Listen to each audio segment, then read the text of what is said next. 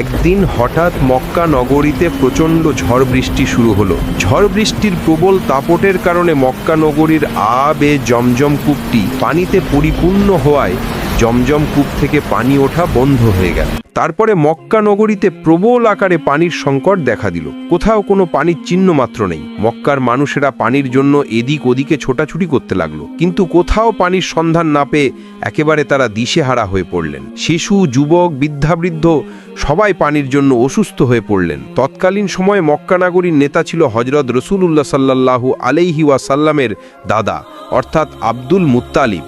পানির সংকটের জন্য দিশেহারা হয়ে তারা সবাই তাদের নেতা আব্দুল মুত্তালিবের কাছে উপস্থিত হলেন। আব্দুল মুত্তালিবের কাছে উপস্থিত হয়ে সবাই তাকে বললেন, আপনি আমাদের নেতা, আপনি যেভাবেই হোক আমাদের পানির ব্যবস্থা করুন।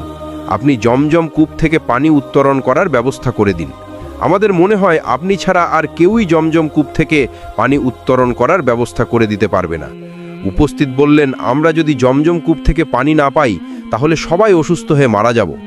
এই কথা শুনে আব্দুল মুত্তালিব ভীষণ চিন্তিত হয়ে পড়লেন।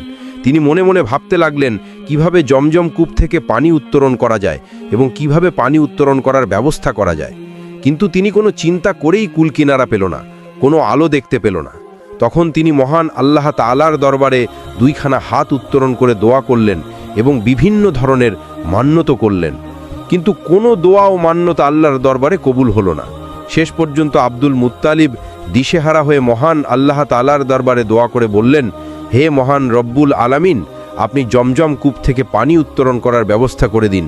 বিনিময়ে আমি আমার 10 সন্তানের মধ্য থেকে একটি সন্তানকে আমি আল্লাহর রাস্তায় কুরবানি করে দেব।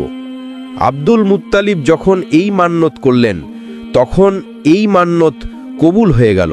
অর্থাৎ রাসূলুল্লাহ সাল্লাল্লাহু আলাইহি ওয়াসাল্লামের দাদা যখন এই মান্যতটি করলেন তখন আল্লাহ পাক রব্বুল আলামিন তার মান্যতকে কবুল করে নিলেন এবং তার সাথে সাথেই জমজম কূপ থেকে প্রচুর পরিমাণে পানি বের হতে লাগলো এবং জমজম কূপের পানি বের হতে দেখে মক্কাবাসীগণ অবাক হয়ে গেলেন এবং তারা আনন্দে আত্মহারা হয়ে পড়লেন। এরপর জমজম কূপের পানি বের হওয়ার পরে সবাই সুখে শান্তিতে বসবাস শুরু করলো। কিন্তু এই দিকে এই ঘটনার পরে রাসূলুল্লাহ সাল্লাল্লাহু আলাইহি ওয়াসাল্লামের দাদা আব্দুল মুত্তালিবের এই মান্যতের কথা মনে ছিল না। তিনি অবিরাম এই মান্যতের কথা ভুলেই গেলেন। একদিন হযরত মুহাম্মদ সাল্লাল্লাহু আলাইহি ওয়াসাল্লামের দাদা আব্দুল মুত্তালিব তার নিজের গৃহে ঘুমাচ্ছিলেন। তিনি স্বপ্নে দেখলেন মহান আল্লাহ তাআলা আব্দুল মুত্তালিবকে বলছেন, হে আব্দুল মুত্তালিব, তুমি কি ভুলে গেলে তুমি কি মান্যত করেছিলে? তুমি মান্যত করেছিলে যে জমজম কূপ থেকে পানি বের হলে তোমার 10 সন্তানের মধ্য থেকে একটি সন্তানকে তুমি